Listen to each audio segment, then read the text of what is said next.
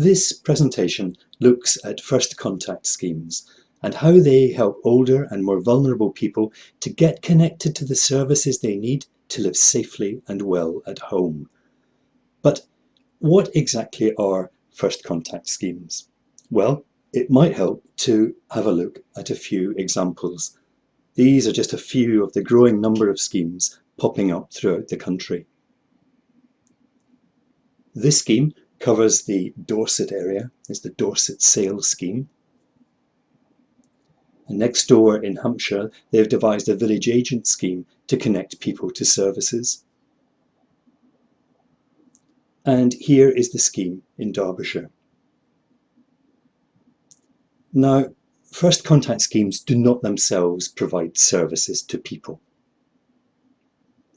Instead, service providers cooperate to ensure that when someone is in touch with one service, they can be easily referred on to other relevant services. But why do we need these services? Well, the Care Act of 2014 is the first overhaul of social care statute in England for more than 60 years. And local authorities have got new responsibilities. In particular, they must ensure that people can receive services that prevent their care needs from becoming more serious, but also ensure that people can get the information they need to make good decisions about care and support. So, preventing people developing care and support needs. How is the local authority going to do that? Well, first of all, they are going to have to consider what services, facilities and resources are already available in the area. They then have to establish who in the local area might have care and support needs that are not being met. And they're also going to have to establish who the carers are in the area and what support needs they might need. But the Care Act is not only about services, it's also crucially about the need for information and advice. This is how one person described the importance of information. Information, information, information. Without it, how can people be truly at the heart of decisions? Information should be available to all, regardless of how their care is paid for. There are some things that should be universal. Information is one. But what info? Well, we need to know what types of care and support are available. We need to know the range of care and support services that are available. We need to know how to get these services.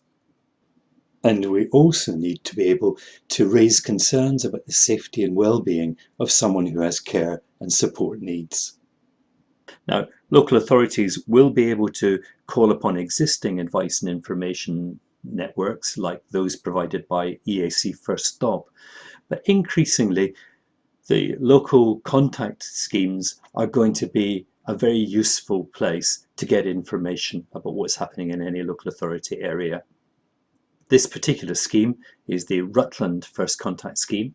They've taken to the road to ensure that they can get their message across.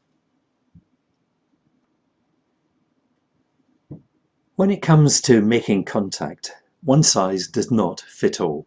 Schemes need to be designed for particular local needs. However, a number of models of connection have been emerging. One model unlocks the power of agencies working together to identify need and refer people to services. All the agencies use the same checklist to help to identify need. Firstly, you need to build agency partnerships, then work out a way to make and receive referrals, create a checklist or questionnaire, develop an admin system to manage the referrals, and then train the frontline staff who will use and deliver the scheme. The second model on offer depends on the creation of a team of village or community agents who inform and support the local community. The system here is first, recruit and train your agents. Being able to deliver quality advice and information is key here. create checklists for agents to use in their work, use the checklists in the community, signpost or refer the person to relevant services. And some schemes will also offer follow-up support. A third model focuses on older people themselves as agents for advice and connection. They work together to deliver services and support. This example is based in Morley in Leeds. The process here? Well, independent, local authority supported schemes are formed, and their proactive remit allows them to develop services and referral pathways. They might establish checklists and routes to services. They actively promote their service in the community. And health and well-being are the key outcomes of their work.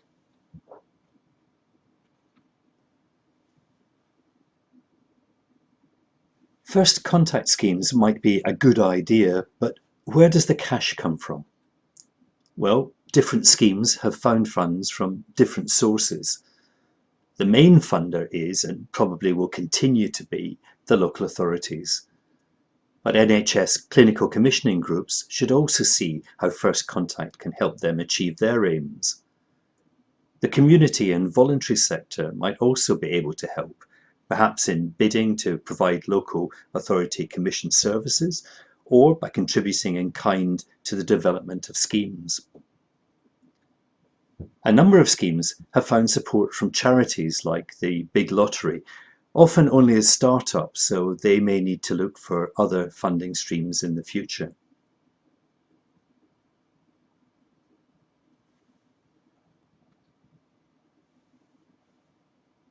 Getting the right partners on board is crucial. This means establishing the local need and approaching the partners with the services that can help to meet those needs. These are the partners in the Leicester City First Contact scheme.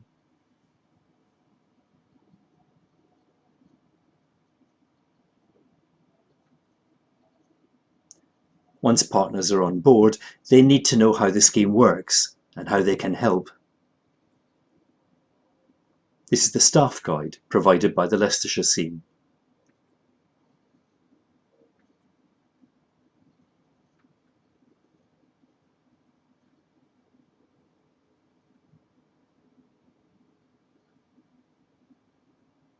A formal agreement can ensure that all partners are equal stakeholders and are committed to clear goals.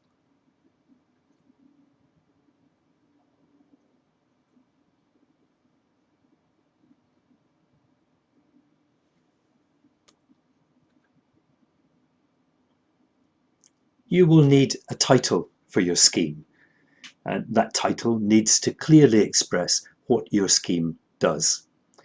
Here are a few ideas from existing schemes. First Response in Redbridge. Let's Work Together in Staffordshire. And First Contact scheme in Lincolnshire. And these are some of the community village agent schemes. Community Agents Essex, and note how the strapline supporting independent living underlines their mission. North Somerset have gone for Community Connect, and this is Gloucestershire scheme.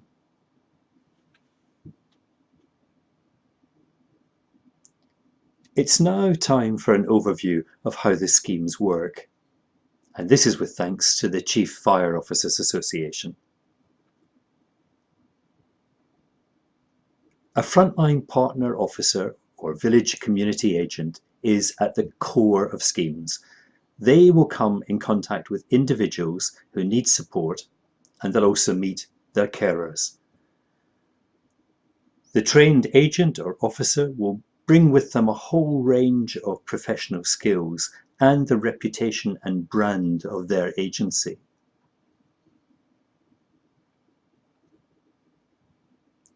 They will then be best placed to carry out a holistic safety and well-being assessment using a simple checklist. And this information will allow the person to be referred to a range of appropriate services from partner agencies. So, what does the checklist look like? Well, this is an example from the Leicestershire FirstContact scheme. The first part records personal details and Data Protection Act consent. A second section helps assess an individual's health and well-being. Next, questions seek to help with finance issues. And then simple yes-no questions assess the person's safety and security. Some extra biographical details and ethnic origin questions complete the form.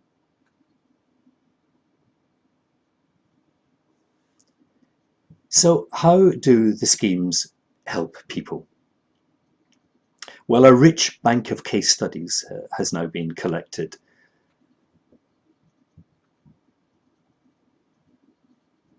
This case concentrated on services to help someone to be safer and more secure at home.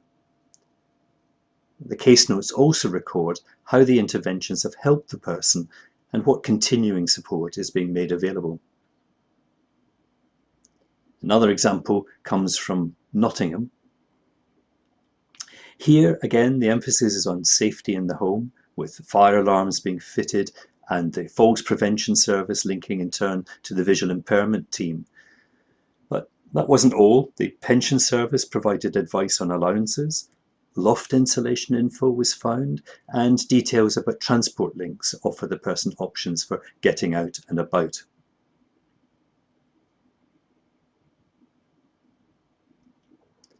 Any scheme needs to be managed well and have a good stakeholder involvement. Working together is great in theory, but requires careful planning. That's where a good agreement comes in.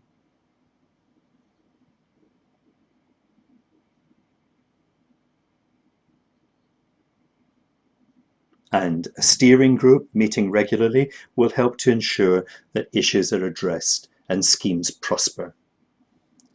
But partners need to be very well informed. Leaflets help to explain principles and procedures. This is Leicester's leaflet.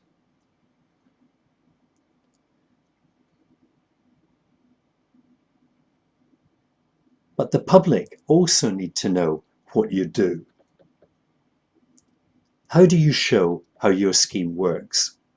Well, promoting it is essential. Here is Derbyshire's FirstContact scheme. This is their public leaflet. Clear information about what the scheme does and how to access it. This is from the London Borough of Redbridge. Keywords and a one-sentence explanation of the scheme. And then on the back, the detail of how it works.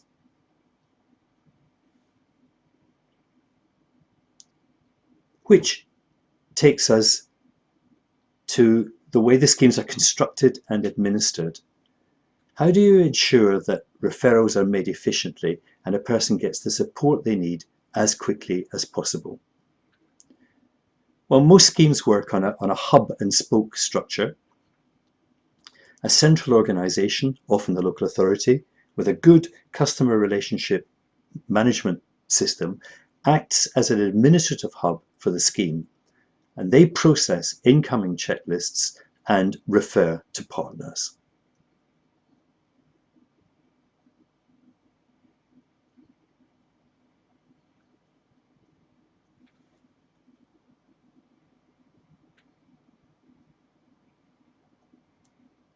Finally, but crucially, we need to look at reporting and sustainability. Every scheme needs to record data and format the results regularly. This ensures that the benefit of schemes is clearly shown, and this is essential for continuing funding and for sustainability. Only by showing that these schemes not only help older people to access services, but that these interventions save money in the long term, will schemes manage to develop and prosper. It's well worth thinking about.